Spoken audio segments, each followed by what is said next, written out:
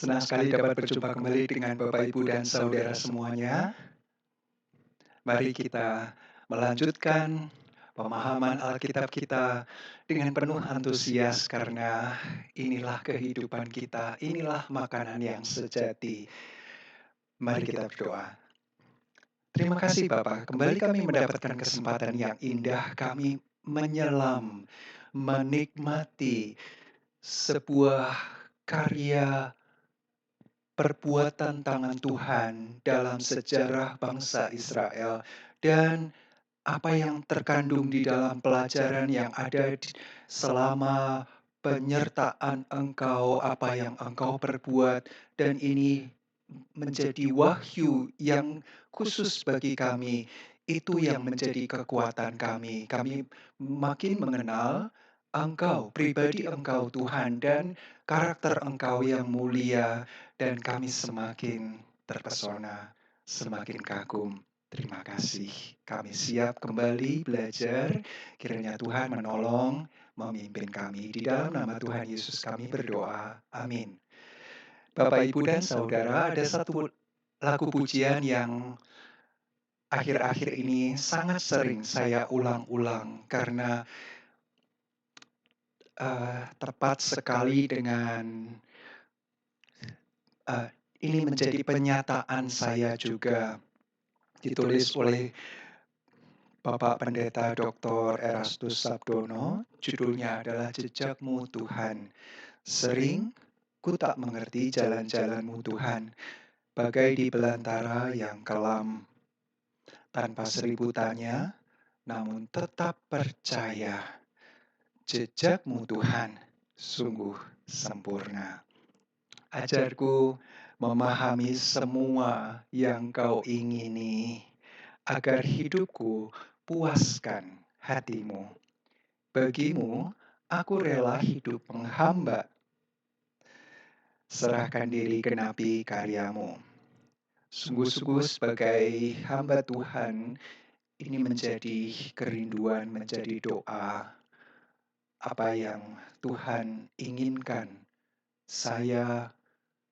kita semua, para anak-anak Tuhan yang juga adalah hamba Tuhan, menyerahkan diri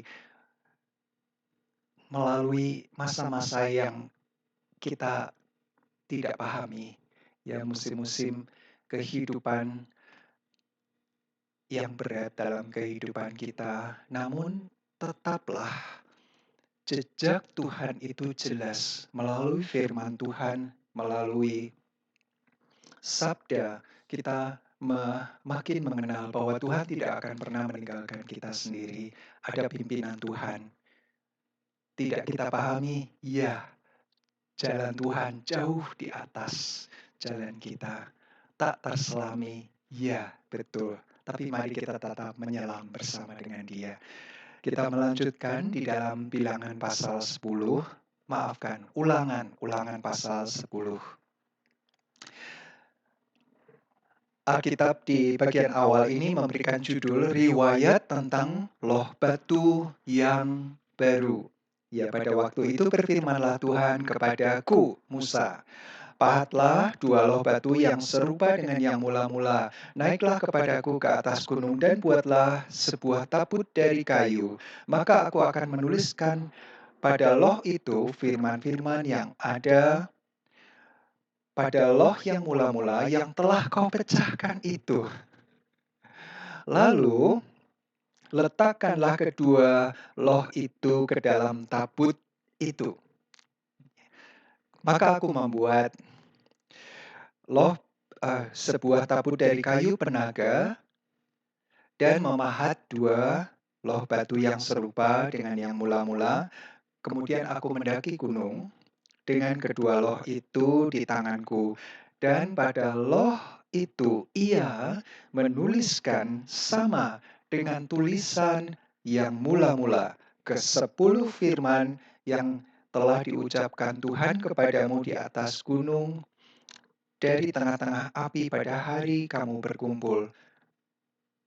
Sesudah itu Tuhan memberikan memberikannya kepadaku, lalu aku turun kembali dari atas gunung dan aku meletakkan loh-loh itu ke dalam tabut yang telah kubuat. Dan disitulah tempatnya seperti yang diperintahkan Tuhan kepadaku. Ya, Tuhan memerintahkan Musa membuat lagi sebuah bentukan loh batu, ada dua, dan kemudian perintah untuk membuat tabut perjanjian. Ya, tabut perjanjian yang kemudian dari kayu penaga disalut dengan emas, kemudian ada tutup yang dari emas. Nah, Musa bawa dua loh batu yang belum ditulis itu yang masih kosong, masih rata, belum ditulis apapun di atasnya. Dan Tuhan menuliskan ke-10 firman seperti yang di dua loh batu mula-mula.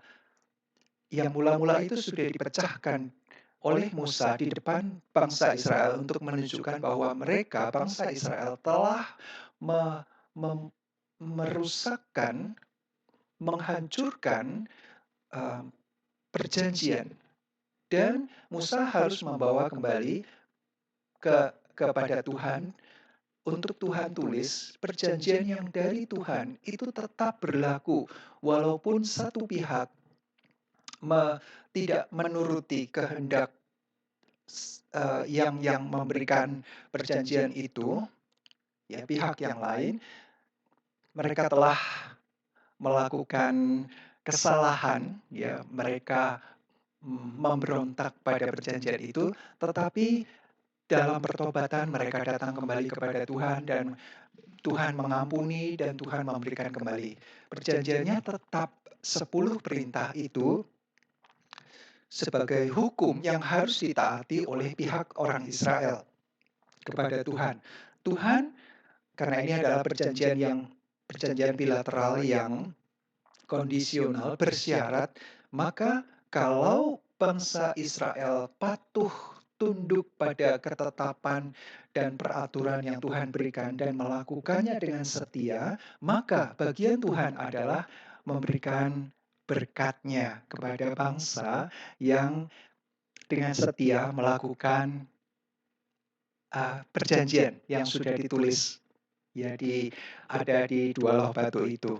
Nah, yang menarik adalah ketika Tuhan memerintahkan untuk membuat kemah suci, salah satu peralatan yang sangat penting adalah tabut perjanjian, peti perjanjian yang disalut dengan emas itu dan dua loh batu selain dengan dua item yang lain yaitu sebuah tempayan emas yang berisi mana dan juga tongkat Harun yang sudah kering itu bertunas dan berbunga.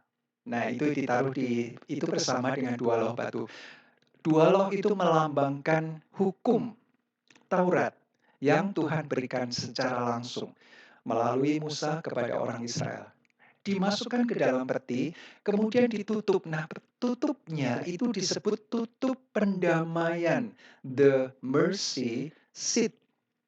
Itu istimewa sekali, itu dari emas dan ada dua kerubim dan Tuhan hadir di tutup pendamaian itu ketika imam besar setahun sekali memercikkan 7 kali darah dari domba yang disembelih untuk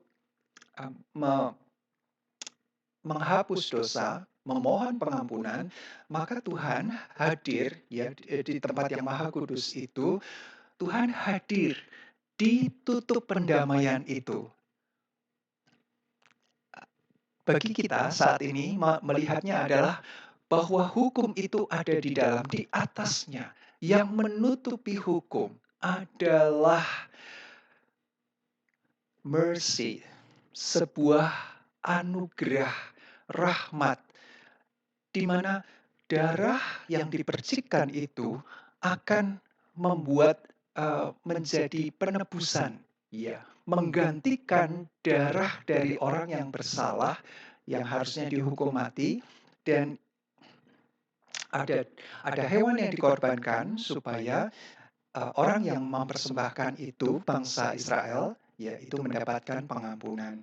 Jadi ada penebusan melalui darah dan itu menggambarkan Kristus, darah Kristus yang dicurahkan, ditumpahkan untuk menebus, itu dipercikan di tempat di mana Tuhan hadir, di atas, ya melampaui dari hukum.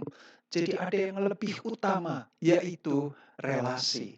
Dan itu relasi yang dipulihkan melalui karya pengorbanan Kristus di atas salib. Dan itu sudah sempurna. Tidak perlu lagi ada hewan yang dikorbankan, tetapi dengan pengorbanan Yesus Kristus sebagai anak domba Allah yang sempurna itu tuntas, sudah genap, sudah sempurna, tidak perlu lagi. Dan Tuhan berkenan hadir kembali melalui relasi yang indah, karena Tuhan hadir di situ.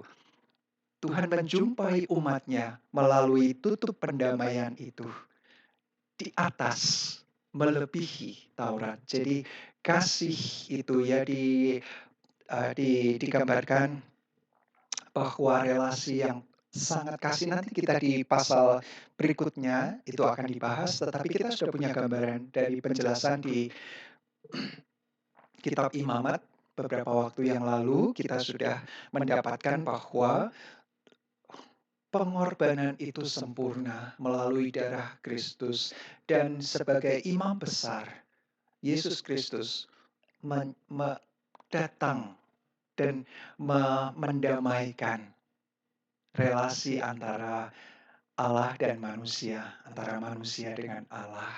Dan itulah yang indah.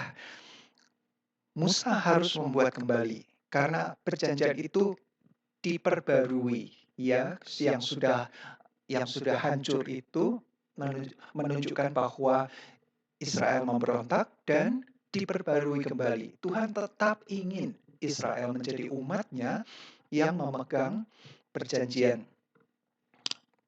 Musa, Mosaic Covenant.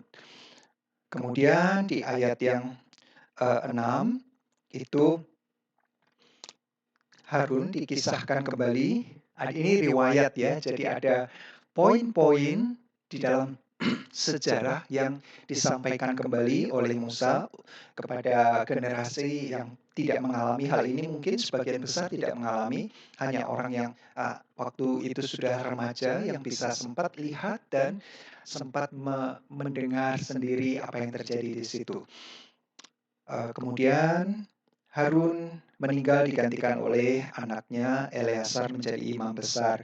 Kemudian di ayat 8 Tuhan menunjuk suku Lewi untuk mengangkat tabut perjanjian Tuhan, bertugas melayani Tuhan, memberi berkat demi namanya sampai sekarang. Sebab itu suku Lewi tidak mempunyai bagian milik pusaka bersama-sama dengan saudara-saudaranya. Jadi tidak ada tanah pusaka yang diberikan kepada suku Lewi, karena Tuhanlah milik pusakanya.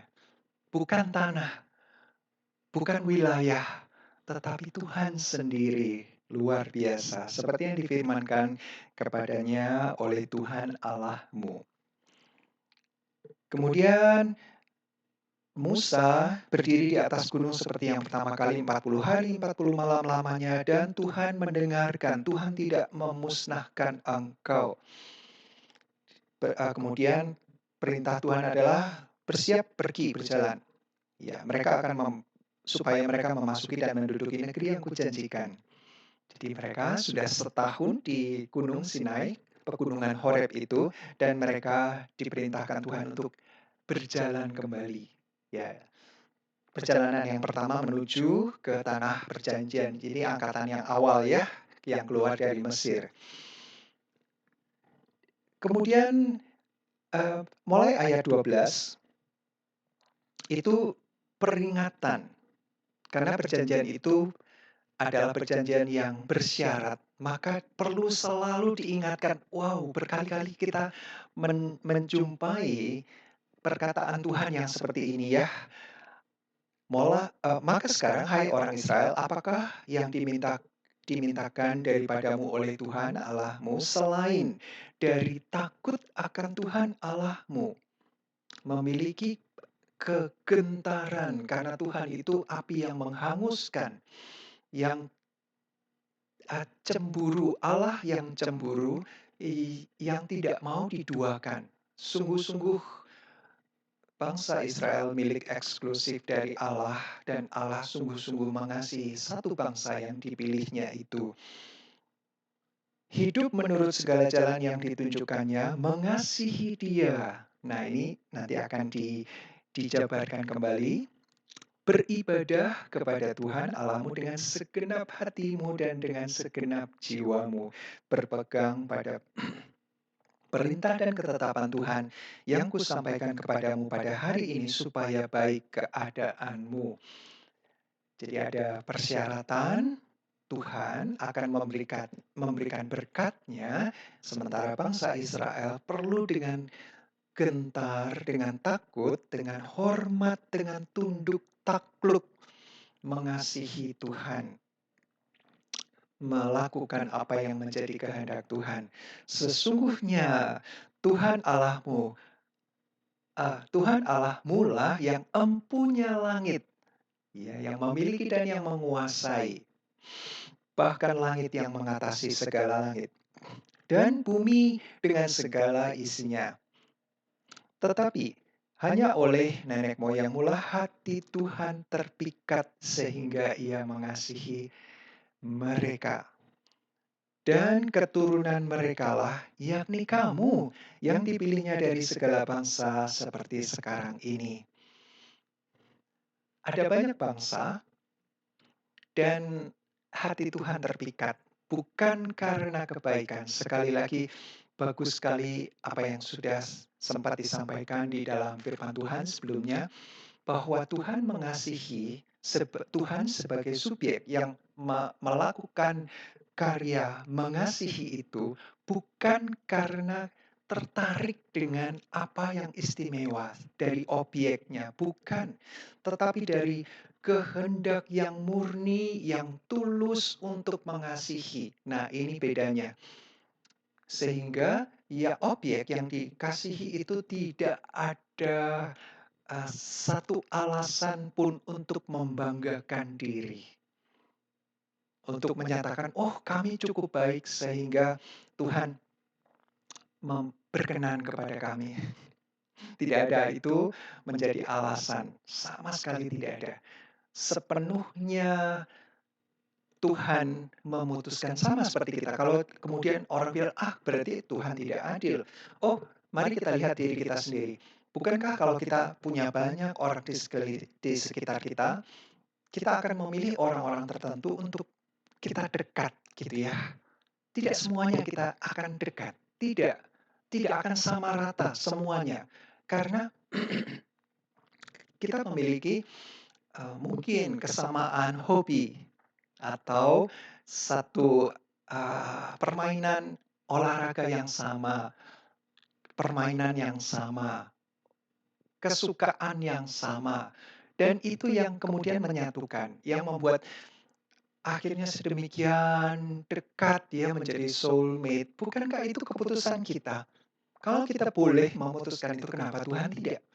Tuhan juga punya preferensi, kesukaan kepada siapa Tuhan menjatuhkan ke preferensi itu ya, lebih kecenderungan itu terserah Tuhan. Nah, pada saat itu Tuhan memilih dari satu orang, Abram, mengikat perjanjian tanpa syarat untuk wilayah yang akan diberikan kepada Abram itu tanpa syarat. Jadi Tuhan memberikan wilayah itu, menjanjikan wilayah itu kepada Abram, dan kemudian Abraham, Ishak, Yakub, Yusuf, ke-12 bangsa Israel itu, dan menjadi milik pusaka selama-lamanya, permanen, itu adalah haknya Tuhan, karena itu milik Tuhan. Semua yang ada di langit, di bumi, apa yang diciptakan, itu milik Tuhan. Kemudian diperebutkan dengan beberapa bangsa di sekitarnya, kita tidak masuk ke hal politis, tetapi yang pasti adalah semua milik Tuhan. Dan ketika Tuhan menetapkan satu keluarga, satu bangsa menjadi tanah itu diberikan dengan syarat. Nah, tanpa syarat adalah wilayah yang dijanjikan. Tetapi ketika orang Israel keluar dari Mesir, ya akan menduduki tanah Kanaan, itu dengan syarat. Syaratnya adalah sungguh-sungguh beribadah tidak menduakan Tuhan. Satu-satunya dan dengan setia dengan patuh melakukan apa yang menjadi perjanjian Tuhan. Kalau itu dilakukan, mereka akan tinggal di situ.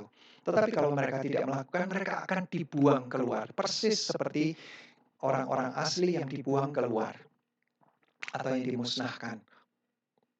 Jadi Tuhan adil dalam perjanjian dengan Musa ini, sifatnya adalah bersyarat untuk menempati, dan berkat itu turun ketika mereka tunduk, setia, beribadah kepada Tuhan.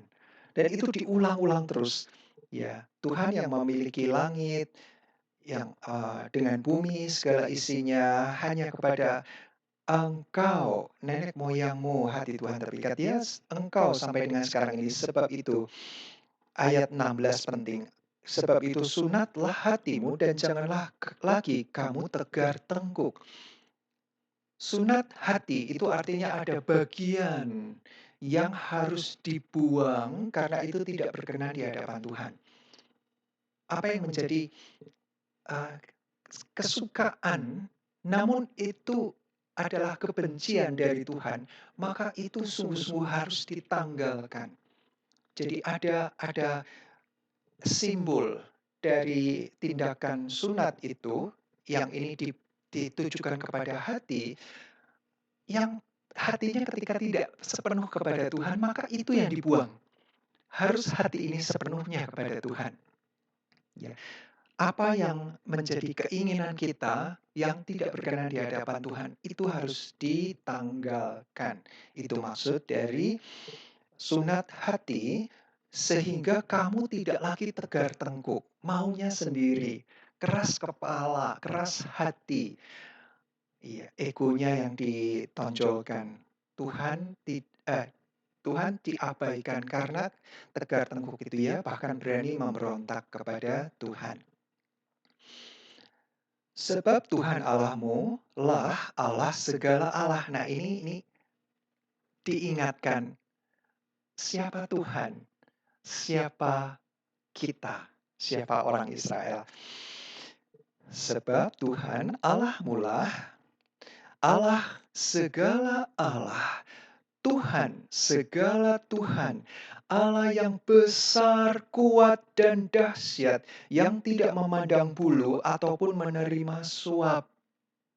Jadi ini karakter Tuhan, pribadi Tuhan yang agung dan mulia itu diingatkan supaya sadar, kita ini bukan apa-apa. Kita itu ciptaan, kita itu kalau pemazmur mengatakan debu di hadapan Tuhan. Dia ingat bahwa kita ini debu. Mazmur 103 ya dalam pertemuan yang sebelumnya. Debu sementara Tuhan yang mencipta, Tuhan yang penyayang, yang memberikan segala-galanya, memelihara debu itu. Debu itu dipelihara, diberikan kecukupan, diberikan bahkan apa yang dijanjikan oleh Tuhan dengan sumpah. Itu menunjukkan kebesaran, keagungan, kemuliaan Tuhan. Bukan bukan objek yang dicintai yang hebat, tetapi Tuhan yang tidak memandang bulu, ya tidak. Tuhan itu adil dan ataupun menerima suap. Nah ini ada kalanya cukup sering karena kita dididik oleh orang tua yang akhirnya kita punya trik untuk menyuap. Jadi kita melakukan sesuatu untuk mendapat sesuatu. Ya, jadi ini merupakan strategi duniawi yang mungkin berhasil kalau orang tua melakukan kepada anak. Oh, kalau kamu berprestasi di sekolah 10 besar, kamu akan mendapat ini. Ya, atau sebaliknya anak yang, eee, memijit orang tuanya, ya dengan cara-cara yang baik, yang untuk menyenangkan orang tua supaya dapat apa yang dikehendaki. Itu terbiasa ya menjadi cara duniawi, tetapi itu tidaklah untuk Tuhan. Misalnya kita berjanji, "Tuhan, saya akan memberikan segala sesuatu, saya akan menyerahkan hidup saya untuk melayani Engkau bila." Nah, ini dia. Jadi seolah-olah kita sedang tawar-menawar dan kita sedang memberikan, menyuguhkan sesuatu. Asal kita mendapatkan mungkin yang lebih besar daripada itu. Namun Tuhan tidak tertarik dengan itu ya, segala sesuatu itu milik Tuhan. Tuhan yang menyatakan kasih-Nya bukan karena kita baik, kita bisa menyuap, kita mempunyai sesuatu yang akan membuat Tuhan tertarik. Tidak ada satupun Tuhan tidak menerima suap. Tuhan, Allah yang membela hak anak yatim dan janda. Dan ini diingatkan betapa harus perhatian kita kepada anak-anak yang telah kehilangan otoritas, di mana mereka seharusnya mendapatkan perlindungan, mereka tercukupkan keseharian mereka, pendidikan mereka, dan seterusnya. Tetapi karena yang memelihara mereka, orang tua, itu tidak ada, maka kita harus memperhatikan mereka. Karena Tuhan memperhatikan mereka. Tuhan itu membela hak anak yatim. Jadi ketika dan para janda yang sudah tidak punya otoritas juga di atasnya, yang tidak ada penopang utama dalam keluarga itu, kepala keluarga. Sehingga mereka harus bekerja dengan seadanya untuk hidup, anak yatim dan janda. Tuhan membela, artinya kalau kita memperhatikan anak-anak yatim dan para janda yang miskin, maka Tuhan akan senang karena Tuhan itu memperhatikan. Dan Tuhan memakai kita yang punya sesuatu walaupun tidak banyak, tetapi perhatian, kasih, ya, dukungan secara emosional, secara finansial mungkin walaupun tidak banyak, tetapi kalau kita secara kolektif sungguh-sungguh dengan tulus, dengan sukacita memberikan kepada mereka anak-anak yatim dan para janda ini yang miskin, tentu Tuhan akan lebih senang lagi karena Tuhanlah sang pembela. Menunjukkan kasih-Nya kepada orang asing dengan memberikan kepadanya makanan dan pakaian. Jadi kalau kita juga kepada orang asing menunjukkan hospitality, sebuah keramahan, ya, tempat untuk tinggal. Tentu kita harus berhikmat ya, tentu ini pada zaman itu orang asing itu orang-orang yang melakukan pengembaraan untuk mendapatkan kehidupan karena di tempat asalnya mungkin tidak mendapatkan kecukupan. Jadi mereka, harus berdagang keluar ke daerah yang baru dan mereka tidak mengenal, mereka sangat rentan untuk dibuli, untuk dirampok, dan untuk diperas. Nah, orang-orang asing ini juga dibela oleh Tuhan. Sebab haruslah kamu menunjukkan kasih-Mu kepada orang asing, sebab kamu pun dahulu adalah orang asing di tanah Mesir. Diingatkan selalu supaya tahu diri, tahu Tuhan, dan tahu diri. Sadar, iya, saya dulu diperbudak di sana. Bukan cuma dibully, diperbudak. Saya orang asing, 70 orang datang ke Mesir sebagai pendatang untuk berlindung, untuk mendapatkan, karena Yusuf menjadi raja muda, untuk mendapatkan kecukupan keseharian mereka. Dari 70 orang beranak cucu bertambah banyak menjadi jutaan. Tapi ingat asalnya, jangan lupa. Seperti kacang lupa kulitnya. Nah, itu juga ada peribahasa di tempat ini ya. Engkau harus takut akan Tuhan Allahmu, kepadanya engkau harus beribadah dan berpaut, dan demi namanya haruslah engkau bersumpah. Dialah pokok puji-pujianmu, dialah Allahmu yang telah melakukan di antaramu perbuatan-perbuatan yang besar dan dahsyat, yang telah kau lihat dengan matamu sendiri. Jadi ini merupakan sebuah ah, tujuan pujian penyembahan kita, hidup kita. Kita mendapatkan kehidupan, nafas, kita mendapatkan pemeliharaan dari Tuhan, maka amatlah sangat pantas jika cinta kasih kita berikan semata-mata kepada Tuhan. Prioritas hidup kita adalah Tuhan dengan memberikan pujian, kemuliaan, dan ketaatan karena kita sudah menyaksikan ya dengan matamu sendiri. Nanti kita akan lihat sekali lagi ini ayat ini diulang ya dengan konteks yang sedikit berbeda. Dan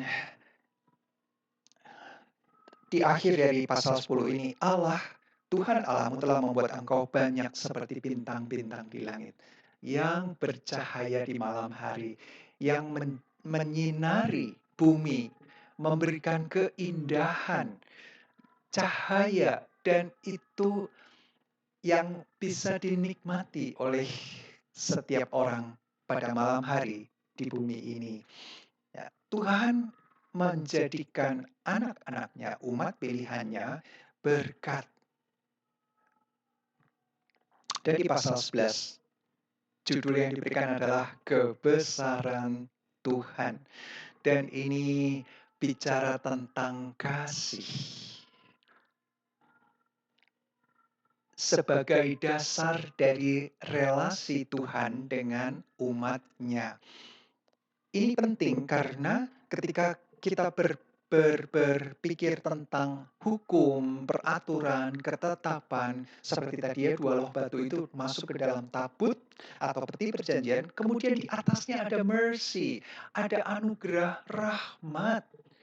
Dan itulah yang di atas dari yang menutupi, yang menjadi lebih utama dan Tuhan hadir di situ. Jadi secara relasi Tuhan menunjukkan kasih setianya kepada manusia di atas hukum. Relasi harus ditempatkan anugerah itu di atas aturan, ritual. Kasih itulah yang mendasari hukum, peraturan, ketetapan, dan ritual. Jadi relasi yang penuh dengan manusia yang menghormati, respek kepada Allah, kemudian Allah yang mencintai apa adanya, ya, dengan hati yang tulus tanpa ada kebaikan kita sedikit pun, Tuhan memberikan kasih setianya. Jadi haruslah engkau mengasihi Tuhan Allahmu. Jadi mengasihi, kata kerja mengasihi itu sebuah hal yang bisa dilakukan sebagai perintah ketaatan kita. Kita bukan hanya hanya perasaan saja, saya tidak ingin mengasihi. Tetapi kita bisa memerintahkan hati kita, seluruh kehidupan kita. Tuhan sudah mengasihi. Hai jiwaku, pujilah Tuhan. Hai jiwaku, kasihilah Tuhan dengan segenap seluruh aspek dalam kehidupan kita. Itu yang Tuhan mau, sehingga kita dalam ketaatan kita mengasihi. Bukan ketika kita dalam suasana hati ingin mengasihi, bukan. Suasana hati ikut keputusan kita. Saya mau mengasihi Tuhan. Ku mau cinta Yesus selamanya apapun yang terjadi. Aku mau cinta Yesus. Sambil misalnya memuji Tuhan, lagu itu kita menetapkan hati kita untuk mengasihi. Sama seperti calon suami dan istri mempelai di hadapan hamba Tuhan yang akan diberkati, akan dipersatukan dalam pernikahan kudus, mereka masing-masing menyampaikan janji, komitmen. Aku mengasihi, aku mengambil engkau dan berjanji mengasihi engkau. Apapun yang terjadi, apapun akan menjadi lebih tidak tidak lagi menarik, pastilah. Tetapi keputusan untuk mencintai itu seumur hidup sampai kematian memisahkan. Jadi apapun yang terjadi berubah, kemudian tidak lagi sejaya dahulu, kemudian sakit-sakitan, dan komitmen harus tetap dipegang. Aku sudah berjanji di hadapan Tuhan, hambanya, dan jemaat, bahwa aku mengasihi dia sepenuh hati, sampai maut memisahkan. Nah, itulah yang dipegang. Hai jiwaku, kasihi. Ini pasangan hidup sepanjang hidup. Ya, jadi keputusan untuk mengasihi itu adalah keputusan kita. Emosi, perasaan mengikuti. Dan melakukan dengan setia kewajibanmu terhadap dia dengan senantiasa berpegang pada ketetapannya, peraturannya, dan perintahnya. Mengasihi. Nah, ini juga di dalam Yohanes, Rasul kasih, ini dimunculkan. Yohanes 14 kita akan melihat. Yohanes 14 ayat 15.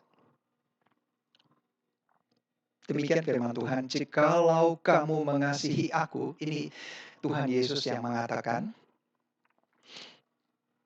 jikalau kamu mengasihi aku, kamu akan menuruti segala perintahku. Nah, perintah itu bukanlah sesuatu yang berat ketika seorang mencintai. Apapun mau dilakukan, betul ya, ketika kita jatuh hati dulu mungkin di masa lalu, atau teman-teman muda yang sekarang sedang